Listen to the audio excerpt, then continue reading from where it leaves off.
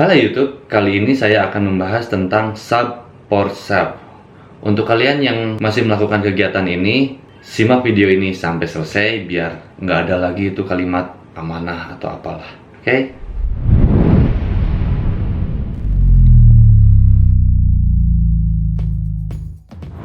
Sebetulnya, sub for sub itu adalah jalan pintas yang dilakukan. Biasalah, orang Indonesia kan pinter-pinter ngulik.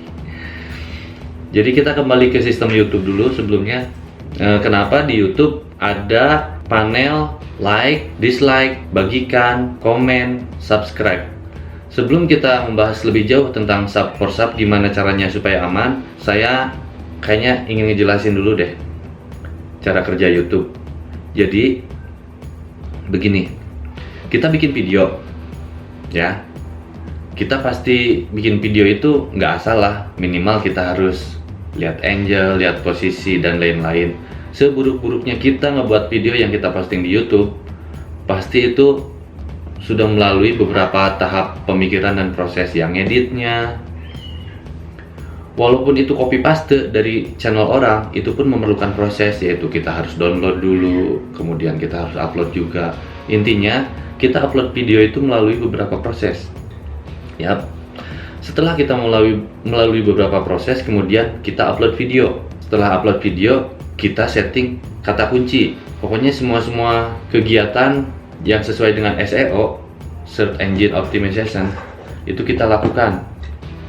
Nah, buat kalian yang belum melakukan riset kata kunci dan lain-lain, kayak setting judul, isi deskripsi, dan tag belum kalian lakukan, silahkan dilakukan. Setelah itu, setelah dua proses itu kita lakukan, upload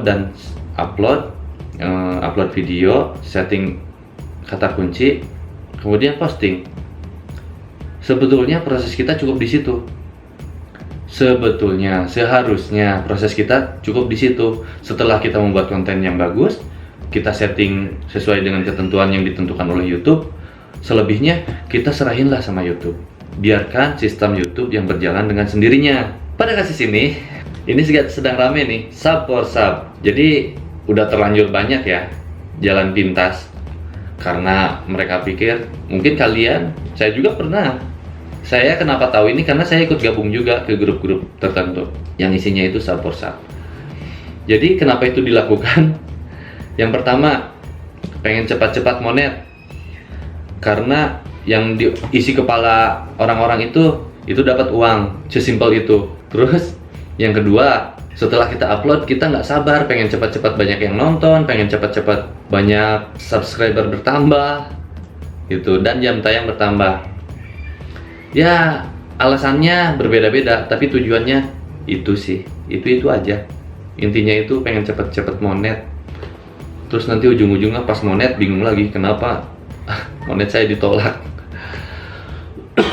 Jadi untuk kalian yang udah terlanjur main sub for sub, saya akan memberikan beberapa tips supaya nggak ada lagi tuh yang namanya kamu nggak amanah.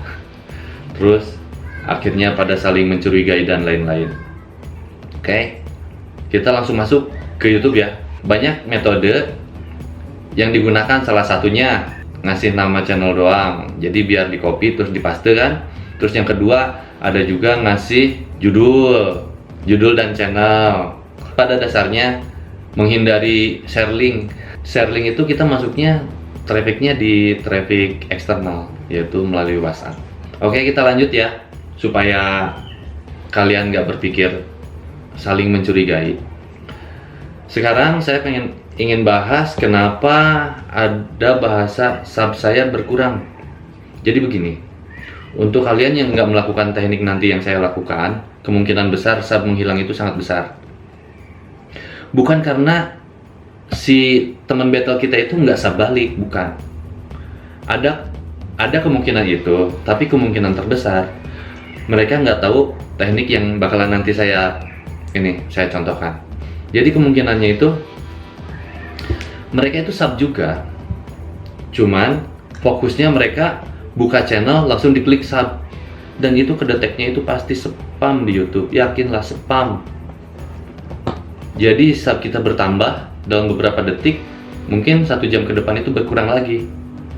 Karena si sistem di YouTube sendiri itu pun mengolah menganalisa. Ini masuknya, data yang masuk ini kedeteknya spam, maka dikurangi lagi.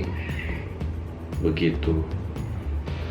Oke ya, jadi untuk masalah sub kenapa berkurang, ya seperti itu, karena cara mainnya itu kebanyakan yang sembrono. Oke, kalau gitu kita lanjut untuk kalian yang sekarang sedang melakukan kegiatan ini. Mudah-mudahan video ini membantu ya. Cara bermain sub for sub, bagaimanapun caranya kita untuk mendapatkan link tersebut, bisa pakai judul, bisa pakai apapun lah, yang penting tujuannya kita masuk ke channel itu ya.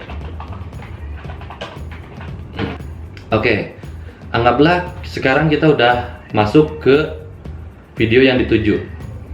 Sumama kita sub for sub, masuk ke channel, dibiarkan video ini berjalan minimal 3 menit. Saya yakin itu jarang kalian itu nonton video itu. Paling kebanyakan didiemin. Tapi harus diperhatikan, minimal berjalan 3 menit. Setelah itu tinggalkan jejak like. Oke, anggap aja udah 3 menit ya. Tinggalkan jejak like. Kemudian selanjutnya kita cari rekomendasi video rekomendasi selanjutnya di channel yang sama. Ini kan channelnya target saya kreator tuan ya. Kalau di HP itu video di bawahnya ada. Setelah ini 3 menit, tinggalkan like. Kita lanjut lagi ke video selanjutnya yang direkomendasikan. Ini ada lagi nih. Oke, kita buka video kedua. Tetap lakukan hal yang sama, yaitu tonton minimal 3 menit.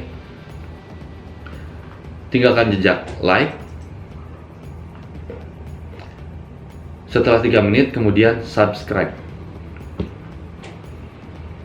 Jangan lupa aktifkan lonceng. Jadi untuk kalian di grup jangan hanya sekedar cuman sub for sub tapi kita nggak kenal, percuma. Jadi biar si video ini silaturahminya berjalan, ya lebih baik lonceng diaktifkan. Jadi suatu saat ketika teman battle kita itu ngupload video, kita bisa saling mampir. Jangan dijadikan mencari cuan itu sebagai segalanya. Yang mahal di antara grup itu silaturahminya luar biasa loh. Kita gabung ke grup sana sini, cuman hanya beberapa orang aja yang silaturahminya manjang. Ya kan? Uang tuh bisa dicari. Teman susah loh. Coba bayangin nanti besok-besok kita keliling Indonesia. Ada semuanya itu di grup. Lanjut untuk komen, kalau sempat komen silahkan, kalau nggak sempat nggak apa-apa. Yang penting semua cara tadi dilakukan dengan benar, kemungkinan besar sub menghilang itu sangat kecil. Karena menu fungsi like, subscribe, dan lonceng itu ada fungsinya masing-masing. Kita nggak mungkin nonton video orang itu langsung subscribe, nggak mungkin. Minimal itu kita setelah nonton beberapa video orang itu baru kita subscribe. Itu dianalisa YouTube-nya baru kedetek betul. Kalau kita video pertama udah subscribe, kedetek di sananya itu bisa sebagai spam. Karena YouTube ngebuat panel-panel ini tuh, menu-menu ini tuh ya sudah melalui survei juga, sudah melalui riset juga. Orang-orang YouTube itu bukan orang-orang bodoh. Terus pola pikir mereka itu ya terkadang, bukan terkadang, banyak yang nggak sesuai sama apa yang kita pikirin. Kurang lebih begitu ya. Tetap sukses, tetap semangat bikin kontennya. Tetap saran saya, bikin video bagus, setting kata kunci sesuai dengan SEO, biar kedetek di SEO-nya, CEO-nya. Untuk kalian yang masih bingung gimana cara riset kata kunci, boleh langsung DM ke Instagram atau boleh komen. Insya Allah bakalan saya temenin buat sharing bareng. Terima kasih, sukses terus.